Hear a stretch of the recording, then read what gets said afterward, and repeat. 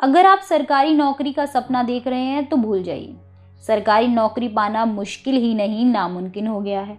नमस्कार, मैं हूं शिवी अग्रवाल और आप देख रहे हैं वी नेशन न्यूज। यूं तो बीजेपी सरकार को 8 साल पूरे हो चुके हैं, लेकिन देश में महंगाई और बेरोजगारी के मुद्दे जैसी समस्याएं अभी भी वहीं के वहीं हैं, या ये कह लीजिए कि ज्यादा हो गई हैं।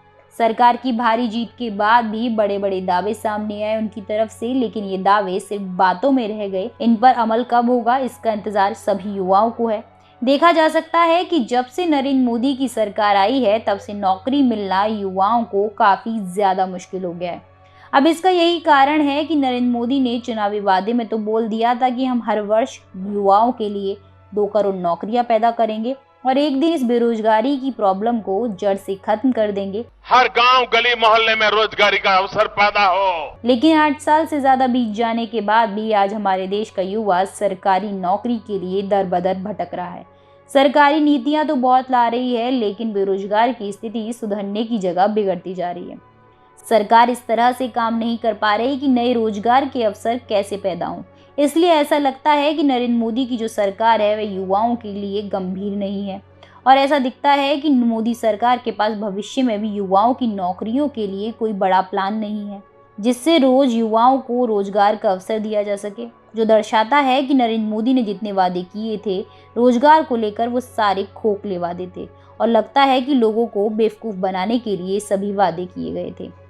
कि नरेंद्र मोदी की सरकार अभी तक कार्यकाल में रोजगार की असफल साबित हुई है, और इसका बड़ा कारण नोटबंदी भी है। नोटबंदी का फैसला लिया गया नरेंद्र मोदी सरकार के द्वारा, और उस समय बहुत सारे लोग थे जिनकी नौकरियां चली गईं, क्योंकि छोटे उद्योग के पास अपने कर्मचारियों को देने के लिए पैसे खत्म हो चुके थे। यही एक कारण भी है जिसकी वजह से बहुत सारे लोग थे जिनके पास रोजगार था, लेकिन नोटबंदी के बाद वो बेरोजगार बन गए। वैसे ही हमारे देश में बेरोजगारी की समस्या बहुत ज़्यादा थी। नोटबंदी की वजह से इसमें 4 चांद लग गए, जिसकी वजह से बीजेपी सरकार में नौकरी मिलना अब मुश्किल हो गया है। और आए दिन हम देख रहे हैं कि इस तरह के घोटाले सामने आते हैं, जैसे कि एसएससी घोटाला हो गया और सीबीएसई का पेपर लीक हो गया।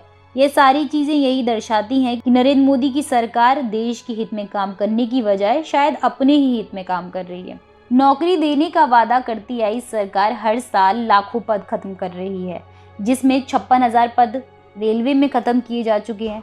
अकेले पूर्वोत्तर रेलवे में 9,000 पद खत्म किए जा चुके हैं। दक्षिणी रेलवे में 7,000 पद और दक्षिणी पूर्वी रेलवे में 4,300 पद खत्म किए जा चुके हैं।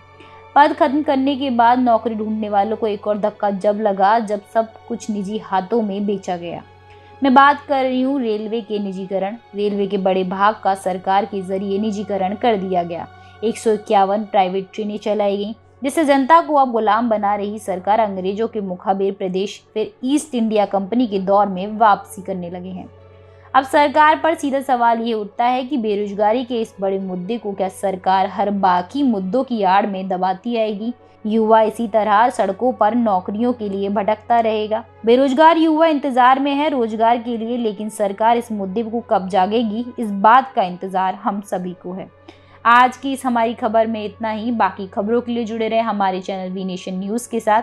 इसे सब्सक्राइब करना ना भूलें और बाकी नोटिफिकेशन के लिए बेल आइकन ज़रूर दबाएं।